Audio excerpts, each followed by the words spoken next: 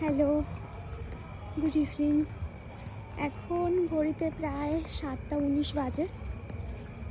আর আমি এসেছিলাম Gwalior ফোর্টে light and show দেখতে। তো সবাই চলে গেছে। এখানে রাস্তা প্রচণ্ড অন্ধকার। আমি আলো জ্বেলে যাচ্ছি বলে হয়তো এতটা আলো দেখাচ্ছে, কিন্তু আসলে তা নয়। পুরো রাস্তাটি ভীষণ অন্ধকার। ওদিকে শহরের আলো দেখা যাচ্ছে। তো ওই সামনের একজন দাদা যাচ্ছেন, তো আমি ওনার পিছু পিছুই যাচ্ছি। কেল্লার যে গার্ড ছিলেন উনি আমাকে বলল যে এই রাস্তা থেকে গেলে আমি পৌঁছাতে পারবো। তো উনি ওই যে ওপর থেকে টর্চের আলো মারছে। আমি ঠিকঠাক পৌঁছাতে পারছি কি না সেইটা জানার জন্যই উনি বলেছে যে আমি ওপর থেকে টর্চ লাইট মারবো, মানে টর্চ লাইট ফেলবে, টর্চ লাইটের আলো ফেলবে। এটা সিগন্যাল দেওয়ার জন্য যে উনি ওখান থেকে দেখছি। তো উনি ওখানে এখনও পিছনে আছে, দাঁড়িয়েই আছে। আমি জানি না এখান থেকে দেখা যাচ্ছে কি না, কিন্তু আমি দেখতে পাচ্ছি উনি আছেন, দাঁড়িয়ে আছেন। তো উনি আবার আমাকে ওনার নাম্বারটা দিয়ে দিলেন, দিয়ে বললেন যে আমাকে পৌঁছে আর কি, মানে আমি মেন রোডে যখন পৌঁছে যাব আমি যেন ওনাকে ফোন করি। তো আমি ভাবলাম যেতে যেতেই এই পুরো অভিজ্ঞতাটাকে একটা ভিডিও করি। ওই যে উনি আলো ফেলছেন। ওনার নাম ইসরাইল খান। ভীষণ ভালো একজন মানুষ, ভীষণ ভালো। তো উনি ওই আলো ফেলছে তো সিগন্যাল দেওয়ার জন্য। তো আমি পৌঁছে যাচ্ছি, এখনও পৌঁছাতে পারিনি মেন রোডে, উনি এখনও এই আলো ফেলছে। আর এই যে রাস্তা, ওপর থেকে ওই আলো ফেলছে। আমি এই ভদ্রলোকের সঙ্গে যাচ্ছি। কেল্লার রাস্তা তো ভীষণ খাড়াই একটা রাস্তা। সামনে ওই একজন দাদা আছেন, পিছনে আমি আছি। তো ওই ভদ্রলোক এই দাদা থাকার সত্ত্বেও আমাকে বললেন যে তুমি পৌঁছে আমাকে ভিডিও মানে ফোন করে দেবে, আমাকে নাম্বার দিয়েছে। এখান থেকে আরেকজনকে দেখতে পেলাম। এই এমন অন্ধকার আলো আঁধারি রাস্তার, ঠিক অন্ধকার বলবো না, আলো আঁধারি রাস্তা দু একজন মানুষকে দেখতে পেলে মনে একটু বেশি সাহস জাগে আর কি। আমি এরকম আরেকটা পরিস্থিতিতে পড়েছিলাম যখন আমি কুম্ভলগড়েতে গিয়েছিলাম, কিন্তু সেই সময় আমার সাথে একজন ছিল। আর তার থেকেও বড় কথা, সেখানে যেমন একজন ছিল, সেই রাস্তা অনেক বেশি অন্ধকার, এই রাস্তা অনেক বেশি আলোময় আর কি, মানে একটু আলো আছে। তো উনি এখনও ওখানে উঠে দাঁড়িয়ে আছে। তো আমি রাস্তা ধরে হেঁটে যাচ্ছি।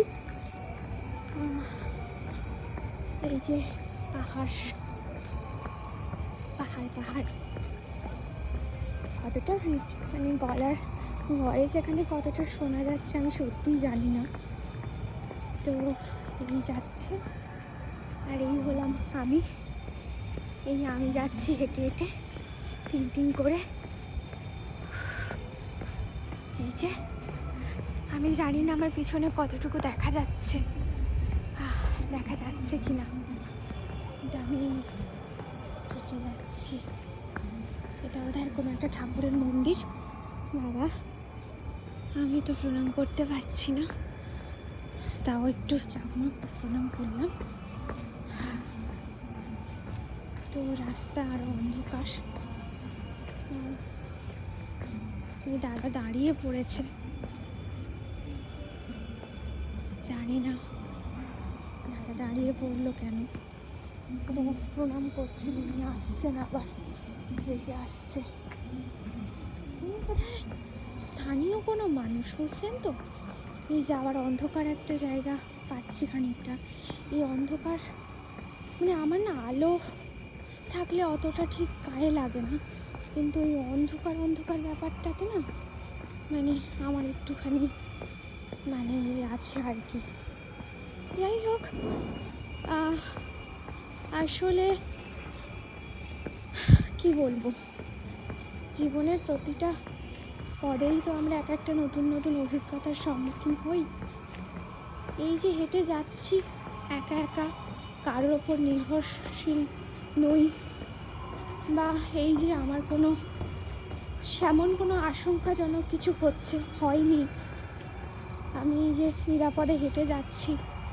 একটা মেয়ের জীবনে এর থেকে বড় পাওনা আর কি হতে পারে বলুন?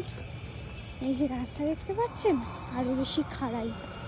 ওই দাদা বেশ ভালোই হাঁটছেন, উনি চপ্পল পরে আছেন কিন্তু বেশ ভালো হাঁটছেন, মানে ওনার মধ্যে অভ্যাস আছে, লোকাল সম্ভবত, দেখেই মনে হচ্ছে লোকালই হবে, কিন্তু বেশ হেঁটে যাচ্ছেন। আমার সামান্য একটু কষ্ট হচ্ছে, সামান্য না, অনেকটাই কষ্ট। আমি জানি না এই চড়াইটা আমি ঠিক আপনাদেরকে বোঝাতে পারছি কি না, তো আমি চেষ্টা করছি নিচে পৌঁছে আমি একটু ওপরের দিকে দেখানোর, তাহলে হয়তো বুঝতে পারবেন যে মানে কতটা ঢাল আর কি। ওখানে ওই যে আরও কিছু মানুষজনকে দেখা যাচ্ছে। এই মানুষজনকে দেখা গেলেই না আর ভয় ব্যাপারটা কাজ করে না অতটা। যদিও আমার যে খুব একটা ভয় লাগছে বলবো না, আমার সত্যি কথা বলতে তেমন একটা ভয় লাগছে না বা লাগেও নি, কিন্তু ওই আর কি যে এই জায়গাটা তো আলো আছে, ফলে আলো থাকলেই নিজেকে অনেক বেশি নিরাপদ মনে হয়। অন্ধকার হলেই একটি প্রশ্নচিহ্ন মনের মধ্যে তৈরি হয়, একটি সংশয় মনের মধ্যে তৈরি হয়। এই যে ঢাল অনেকটা পেরিয়ে এসেছি, আমি একবার ওপরের দিকে দেখাবো। এই যে কতটা ঢাল দেখুন, অনেকটা ঢাল, অনেকটা। হ্যাঁ, এই যে ওখানে আরেকজন মহিলা ওদের ফ্যামিলির সাথেই, সম্ভবত একটা ফ্যামিলি, দুটো বাচ্চা আছে, স্বামী স্ত্রী দুজনেই আছে। ওই দাদাটিও চলে যাচ্ছেন, এদিকে সামনে আরও একজন আছেন। এই হচ্ছে ব্যাপার। ভিডিওটা কাটবো না, এটাই সরাসরি পোস্ট করব, কারণ এই ব্যাপারটা আমার বেশ ভালো লেগেছে। আসলে মেয়ে হয়ে জন্মানোর পর থেকে না সবাই একটা কথা বলে যে এখানে যাওয়া উচিত না, অন্ধকারে বাইরে বেরিও না, এটা করতে যেও না, সেটা করতে যেও না, আর অন্ধকারে একদম বাড়ির বাইরে থাকবে না, বা বেশি দূরে যেও না। এই কথাগুলো শুনতে শুনতে না জীবন ভীষণ ক্লান্ত হয়ে গেছে। তো যখনই এই সমস্ত তথাকথিত নিয়মের বাইরে নিজের জীবনটাকে গড়িয়ে দিই, নিজের জীবনটাকে ওই যে বলে না যেমন করি বা কোনো একটা ঘুঁটি যেমন গড়িয়ে দেয়, নিজের জীবনটাকে যেমন অমনভাবে গড়িয়ে দিই, তখন সত্যি কথা বলতে এই নিয়মের বাইরের সমস্ত জীবনকে বা এই যে জীবনটাকে আমার ভীষণ ভালো লাগে। যে ওই যে একটা বেড়া জাল, যে এটা করতে পারবে না, ওটা করতে পারবে না, বাহার জানা হয় নেই না, এটা করতে পারবে না, সেটা করতে পারবে না, এই যে এটা সেটা করতে পারবে না, এর বাইরে গিয়ে যে কিছু একটা করতে পারি, এটাই ভালো লাগা। এই দেখুন, এই যে দরজাটা পেয়ে গেছি, এই যে লোকালয়ে চলে এসেছি, মনে হচ্ছে যেন এটাই একটা জীবনের আলো পেলাম। नहीं जाना है,